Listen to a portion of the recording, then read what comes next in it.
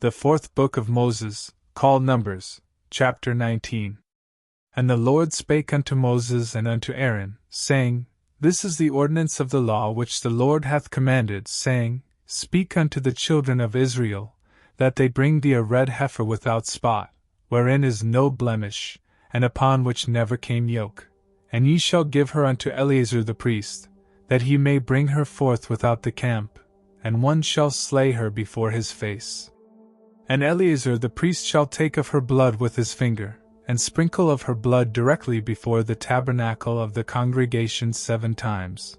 And one shall burn the heifer in his sight. Her skin, and her flesh, and her blood, with her dung, shall he burn. And the priest shall take cedar wood, and hyssop, and scarlet, and cast it into the midst of the burning of the heifer. Then the priest shall wash his clothes, and he shall bathe his flesh in water, and afterward he shall come into the camp, and the priest shall be unclean until the even.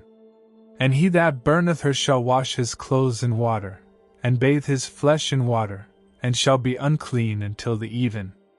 And a man that is clean shall gather up the ashes of the heifer, and lay them up without the camp in a clean place, and it shall be kept for the congregation of the children of Israel for a water of separation. It is a purification for sin.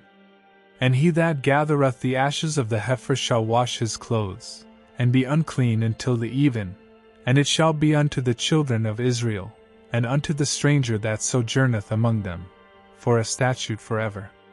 He that toucheth the dead body of any man shall be unclean 7 days.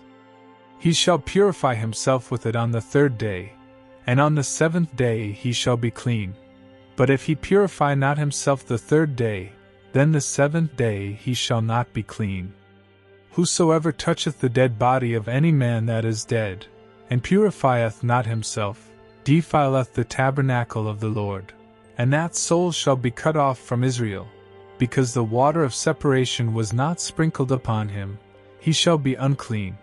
His uncleanness is yet upon him. This is the law, when a man dieth in a tent, all that come into the tent, and all that is in the tent, shall be unclean 7 days.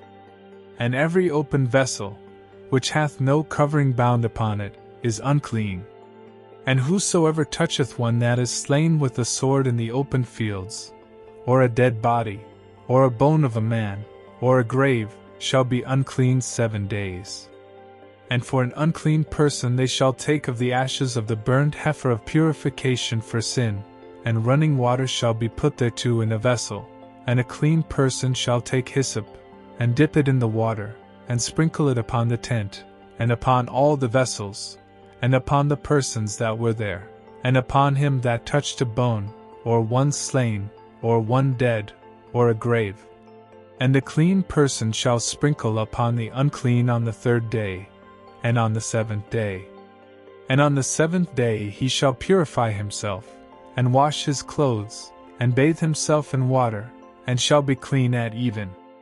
But the man that shall be unclean, and shall not purify himself, that soul shall be cut off from among the congregation, because he hath defiled the sanctuary of the Lord.